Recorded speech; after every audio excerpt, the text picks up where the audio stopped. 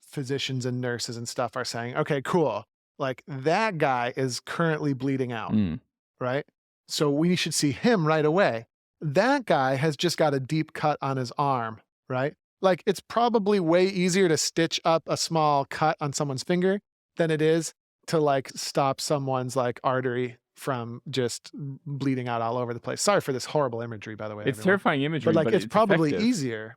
I mean, you're right, it's terrifying imagery, but it does make a lot of sense that, like, if the medical professionals, like, mentality was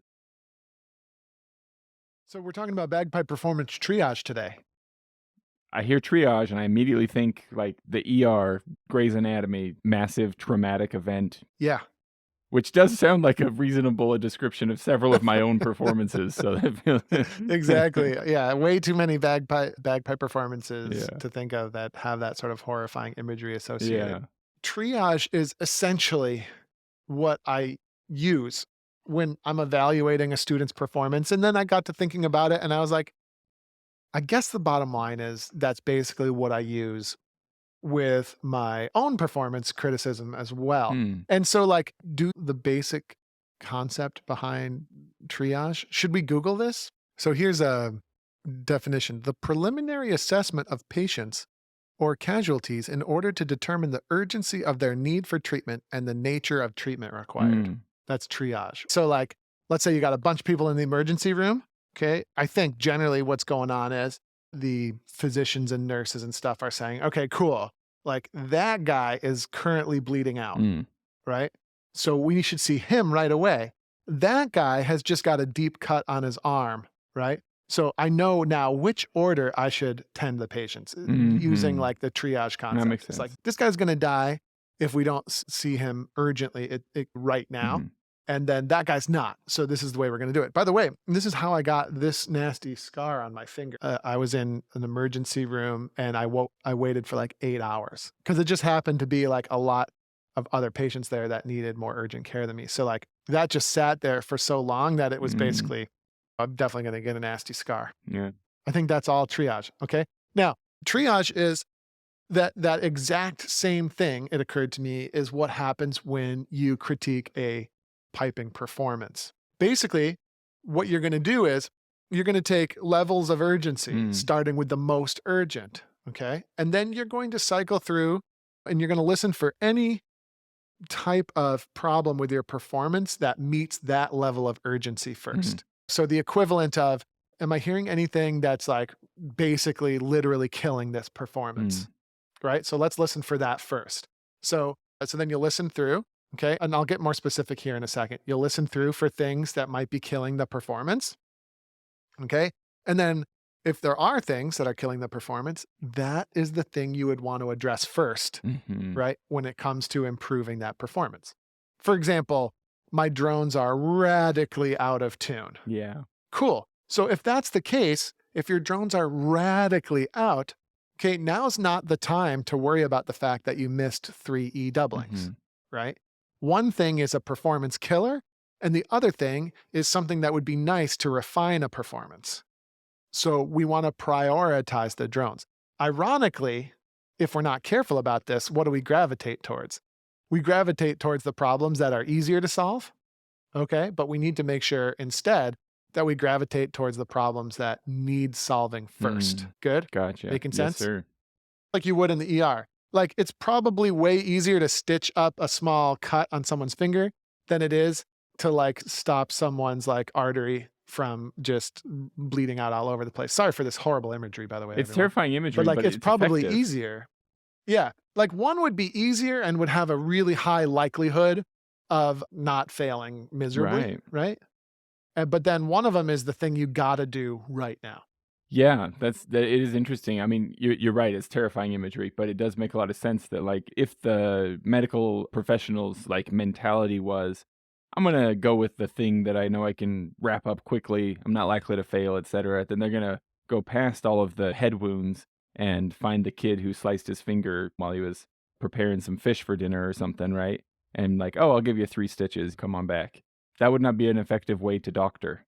And in a similar way, I can imagine myself even like playing my bagpipes and being like, my E is a little bit flat. I'll take a little tape off of it and just totally ignoring the fact that I am not anywhere close to a steady rhythm, like just something that's way more Yes. principally important. I love that, Jim. That makes me very happy. You're getting it.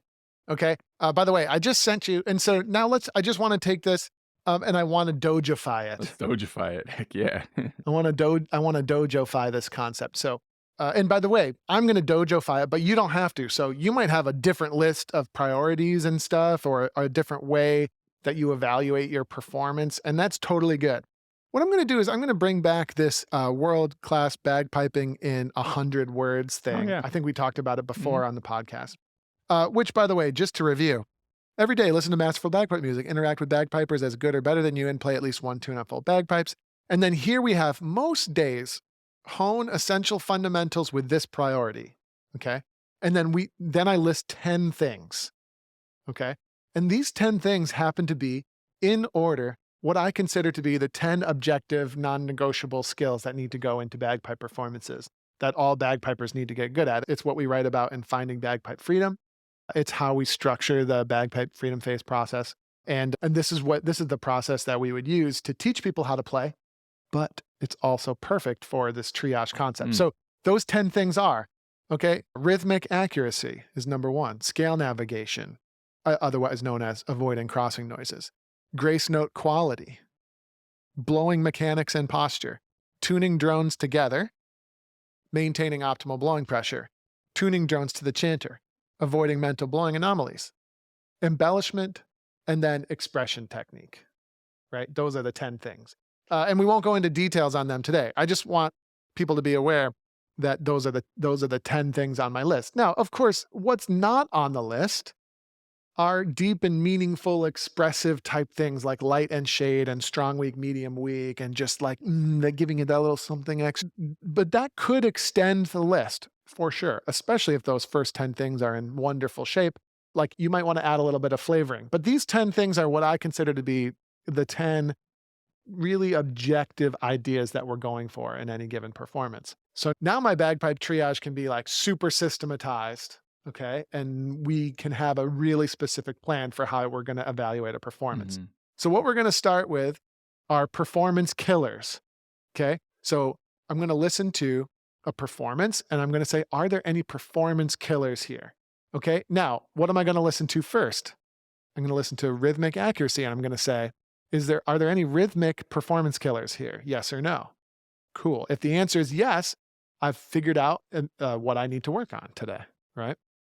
If the answer is no, I'll move on to scale navigation, right? These 10 things are in order of importance. Mhm. So the next thing is scale navigation. So do we have any performance killing crossing noises here? Right? Yes or no? If yes, that's exactly what I'm going to work on today. Or if I'm teaching a student, that's exactly what I'm going to work on with this easy, right? And then by the way, if there's no performance, by the way, there might be some crossing noises, but they're not like super urgent bleeding out level crossing Yeah, noises. okay. Okay? So I'm not going to worry about it. Same goes with rhythm. There might be a couple things, but it's not like a killer. Mm. It's not like this patient's going to be dead in 2 minutes if we don't fix this. Same goes with grace note quality. Same goes with blowing mechanics and posture, et cetera, et cetera, et cetera. We go all the way down the list. Okay. And if there's any performance killers in there, that's what we want to address. Okay. And then if there's not, then we go back to the beginning of the list, not for performance killers, but for, let's say, fairly serious issues. Right. So these aren't things that are absolute deal breakers, but these are things that like, man, we really probably need to fix this in order for this to move forward. So we have a layer of slightly less urgency. We go through the process again, right? And then if there's no fairly serious issues, then we go to like things that would be pretty nice to fix. That would be the next layer of triage. Yeah. It's like, okay, do we have anything in that category? And you just keep working your way up until the things that you're fixing are really fine and perhaps not even detectable to the average audience member. It's just things that mean a lot to you, Right. right? Or things that you're going to do to refine that performance. That's up after you've done many previous passes. Yeah, that's the multiple passes thing seems important. Like there over time, It's an iteration loop. yeah, like a spiral moving upward, right? It's the same territory covered Mhm. every time, but you're Exactly. getting better every time. And it feels like too Yeah. partway So through there's a shift in focus from save this performance, it's dying to how do I take this to the next level? But it's the same concepts Exactly. each time still. Exactly right. And by the way, it's also why they tell you don't go to the emergency room if you have a cold, Ah, right? totally. Yeah. Same thing, right? It's like, cool. Colds are for urgent care, right? Like that's a place where you go for non-life-threatening Mm. issues.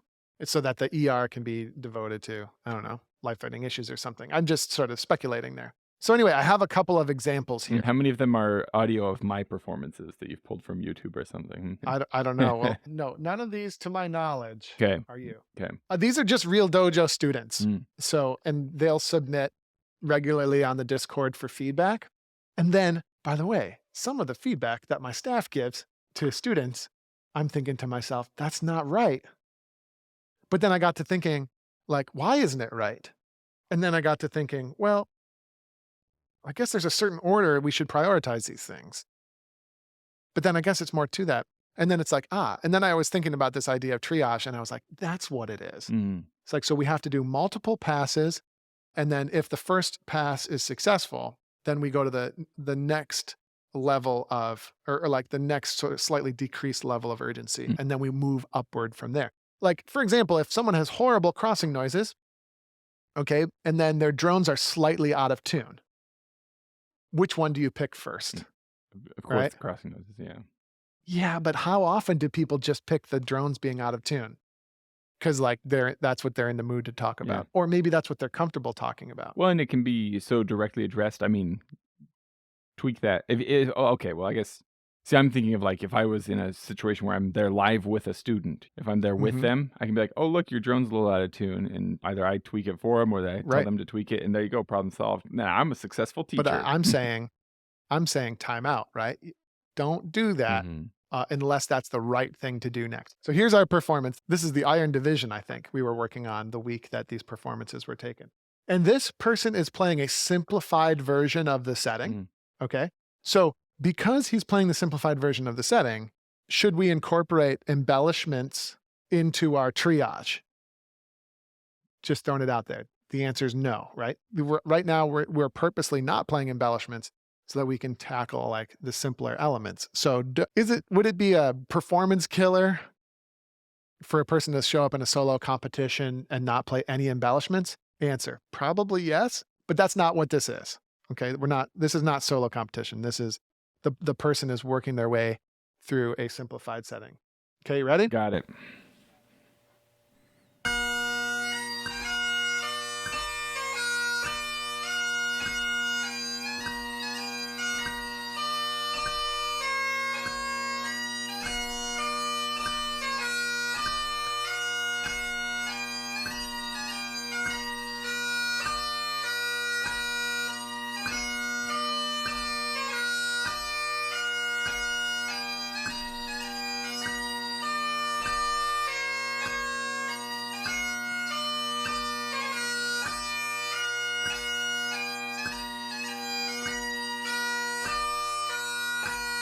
Cool. Let's just leave it there. So that's a little sample of a performance. And if we do performance triage on this, it will reveal what we want to work on with the student. Or if this was our own performance, it would reveal what we should address in our practice. Okay. So going on triage, what we're looking for are performance killers first, super urgent issues. All right. Now, starting from the top, rhythmic accuracy. Do we have any performance killers here? That there was a little bit of getting ahead of the metronome here and there. Is that a performance killer?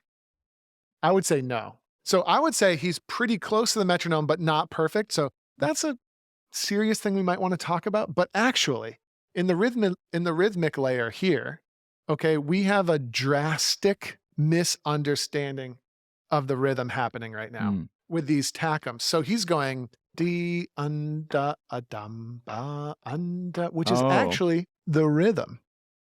Okay, we need D and D unda takam da unda have a D unda da D unda, and he's playing very much not that. So that's actually the rhythm is incorrect there relative to what we want.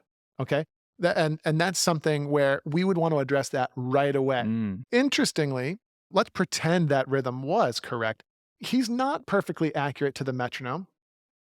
but he's not super bleeding out terribly off, clueless about the rhythm, is he? Yeah. Like it has a decent flow to it. So I would skip ahead and I would go to scale navigation next. And let's just do that just for fun. So if we go to scale navigation, any earth-shatteringly deal breaker performance killers where that's concerned, like crossing noises? No, everything sounded clean.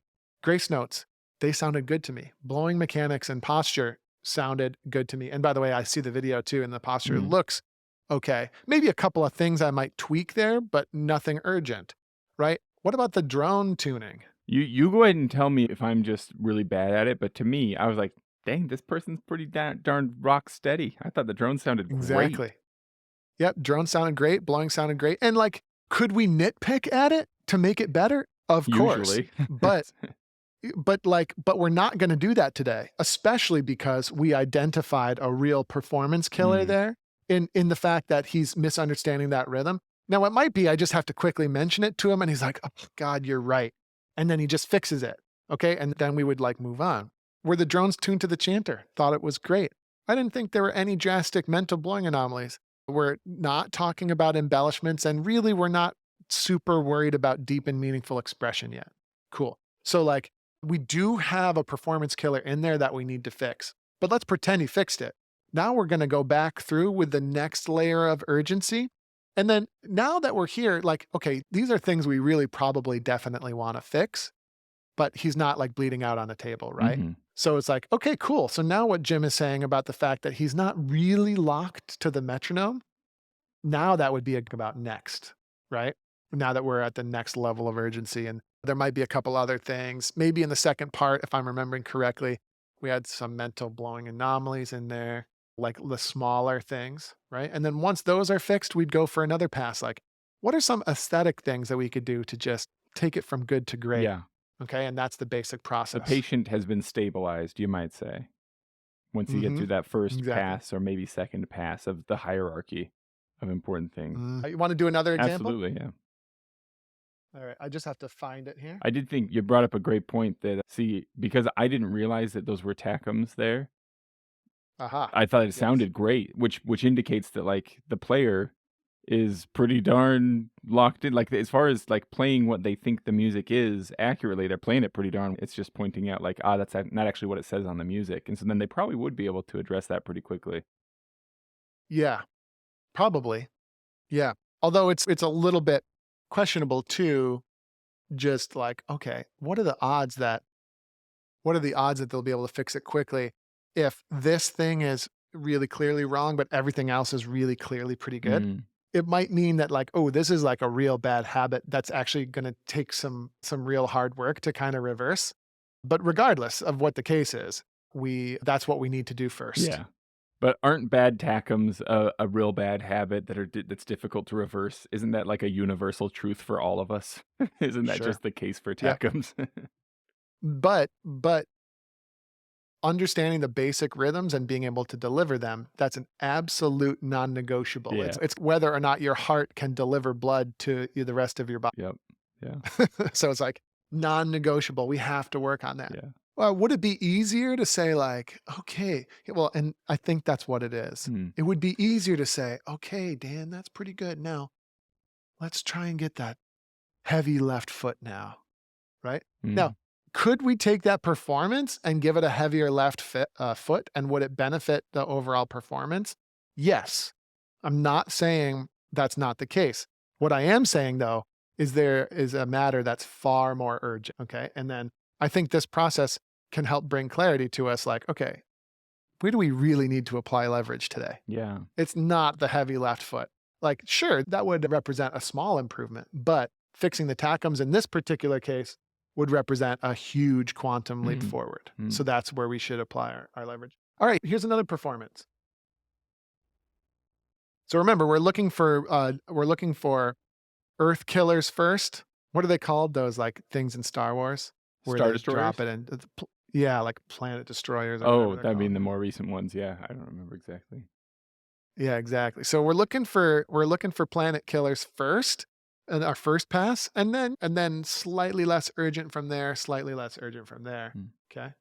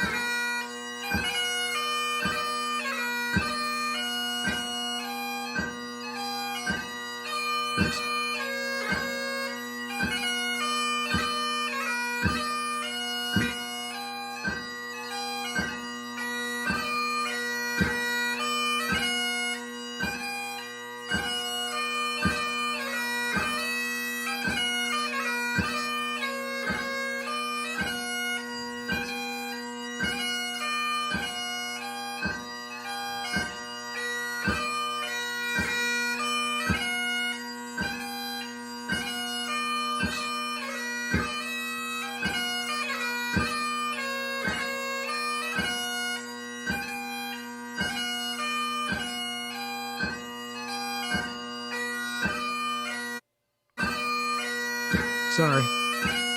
Sorry, I pressed the wrong button there. But there you go. There's 2 parts of the iron division there. What do we think? Overall, pretty good, right? Yeah, I was just thinking to myself, if I played it this solid, I would not feel bad about the performance. That was really good. Oh, really good. Okay. And so, but anyway, regardless, okay, so that's a good knee jerk reaction. Now let's just do our triage. So we're looking for huge deal breaking things, rhythmic accuracy, no deal breaking thing, like no performance killers. Scale navigation, I didn't hear any crossing noises. Grace note quality, I didn't love it, but it wasn't bad. It wasn't awful. There's certainly really far from bad. So I would want to fix that, but not right now. Mm. Because right now we're looking for urgent matters. So blowing mechanics and posture, thought it was excellent. I thought that there's a couple things I would tweak, but it was overall good. I'm not going to worry about it right now. We're looking for urgent things. Tuning drones together, no urgent problems there. Maintaining optimal blowing pressure, no major problems there, even though there are things I would fix. I'm not gonna do that quite yet because I'm working through my process. Were the drones tuned to the chanter really well? I thought they were. Could we nitpick it and find small places for improvement? Of course, but we're not doing that right now. We're triaging, right? And then we had mental blowing anomalies. Fine. Embellishments. There are definitely things I would like to nitpick and fix, but we're not doing that right now, right? Because that would be a mistake because we have this process for triage and it's going to point us to what we need to work on most urgently. And then like embellishments and basic expression for me were all perfectly fine for now, for this layer. Cool. Now we're going to loop back around. So we didn't have any performance killers there, obviously. And I think that was pretty obvious in the performance. So now we're going to loop back around and we're going to say, what are some things that we would really probably like to fix sooner rather than later to give this player the most bang for the buck, let's say. Okay. Rhythmic accuracy. I'm going to leave it alone. There were a couple spots that weren't perfect, but it might have just been that they needed a couple of beats to settle in. Okay. So next thing, scale navigation. I didn't hear any big issues, but then here we are at the grace note quality. For me, those grace notes are just big, right? Yep. So, and I'm exaggerating just for effect, but if we can get those grace notes smaller, right, we'll be able to get more precision. We'll be able to get more out of the melody, right? And so we really kind of want to address those grace notes. Yeah. Therefore, right, if I had this student in a lesson or if I was judging this person with a score sheet, therefore, that's the first thing I'm going to focus on. That's the most important thing for that player to take away from this performance is grace note quality issues. Because it's the first thing that tipped tipped the Richter scale, so to speak, right? And then once that's addressed, or if we have 10 minutes left in our lesson after we've worked on that, we would just continue down the list. Blowing mechanics and posture, I think it was probably fine. Drones were sounding good, maintaining optimal blowing pressure. That's the next thing I would hit. I actually felt like this player was a little bit beyond the sweet spot of the reed. And resultingly, we had a couple of distortions that came through. So we might work on just chilling out the blowing pressure by like 1 or 2%. That might be the next thing I worked on because that's something we want to fix. We don't want to get in the habit of that when just a small fix could happen. And we would move on down the list from there. Gotcha. I think a lot of pipers might listen to that performance and say, oh, that sounds square. Meaning like it would be nice to have more big picture expression there. Totally agree. But where does it fall in the urgency, in these urgency layers? Yeah. I'm not sure. I would put it much later, but I want to go back to what I said at the beginning. Even if you don't use the exact objective dojo fundamentals for this, you can use your own set of criteria. So if you feel like that expression should be triaged earlier in the process, I think that's okay. But I think it would be really cool to have a process. Yeah, and contextually too. I mean, by which I mean like keeping in mind that this is the person playing with a metronome for critique on things like accuracy. Like I feel like that can explain some squareness for sure. Like that's going to affect the way that a person plays for sure. But yeah, and it's not necessarily square, right? Even if you are playing with a metronome, but it does tend to have that effect. But then I would just like encourage people to think honestly, to think with intellectual honesty about how urgent Right. how urgent applying more subtle expression is right at this moment. Fixing the grace notes will have way more leverage right now than working on expression. Working on expression is easier. Yeah. The That's yeah. instructor, the instructor and the student would probably far prefer to work on that, Yeah. right? But that's not, I would, and my argument is that would not be quite the right thing to focus on yet with that performance. To precisely that point, Andrew, as I've been thinking through this process that you're describing, and I feel like I appreciate it for myself as a piper. I feel like I can see how this would be very useful for listening to my own recordings and like what should I work on next, right? Like it helps me to figure out what I need to be working on most. But it also occurs to me like this is seems like such a useful analogy and tool for anybody who ever finds themselves in an instructor position, right? Thinking of this as with like this ER analogy, right? I've been in Yeah. I'm very conflict averse. I very much would like to avoid ever being in any kind of conflict. Even with my students, I would tend toward the trick 'em with honey, not with vinegar kind of situation. You know what I mean? Like, Yeah. and maybe to the effect, and that can be good, but maybe to an extreme that becomes Mm, a detriment to the student. But not a detriment. Maybe that's not the right word. I mean, like, I cease to be serving them as well as I could be as an instructor, right? And so, like, if I think of this as like what a medical professional would do in an ER, right? If you look at a person with a traumatic head wound and say, well, let me set your broken arm right quick, right? It's like, well, yeah, the broken arm matters, but the head wound, you're not doing them any favors by not addressing that first. And so it helps me as an exactly. instructor to go like, okay, well, I might make them feel really bad if I say like the basics of keeping time are not here. So maybe I'll focus on their drone tuning because both things need to be Having a addressed, but maybe it'll be less painful to address the other one. one of the things one of the things that what you were saying reminded me of was the concussion protocols. Oh, I Oh, think you're yeah. frozen. The concussion protocols in sports Mhm. games. Like, we don't want to take the kid out of the game and not let them go back in. But if they don't pass their concussion protocol, it's what we must, because that's a super, super urgent problem where they need to not be in the game right now Yeah. because they like brain injury is very Kind serious. of a So big like deal. Yeah. kind of a big deal, right? It reminds me of concussion protocol. And then the other thing I was thinking about was this concept illustrates that you don't need to be a great piper to be an excellent teacher. Mm. If you understand a triage, right? And it also, beginning players don't need world class instruction to see huge improvement, Mm. right? So it's another thing. What we need to be able to do is identify these basic fundamental things and work on them. And a lot of players, even though they're not masters in their own right yet, can spot those things and help beginning players develop them. And we don't need to worry about nuance until further on down the road, Mm. where that's where those master players would be amazing teachers. It's Yeah. like you're in grade 2 or grade 1 and your fundamentals are good. It's like now that's when it's like, all right, cool. Like I should find an instructor that's played at the Glenfiddich 10 times because they're going to help me really get that nuance and that last level Yeah. of improvement in. But like that for me that's another big thing. Mm. It's like you can have there can be great bagpipe teachers and even great bagpipe judges even though they're not competitive, they don't have this amazing competitive track record. Yeah. That totally makes sense. Some people, their skill set lies in teaching or identifying all the aspects of that. Yeah. Yeah, I mean, I think that mm, I don't think you could be a terrible player. At some point, you need to have experience working on your own playing, Yeah. evaluating you're evaluating yourself well. I don't think if you can't evaluate your own playing well, or you won't, Hmm. You're not willing to. Yeah. right? That usually does not make a good teacher. Yeah.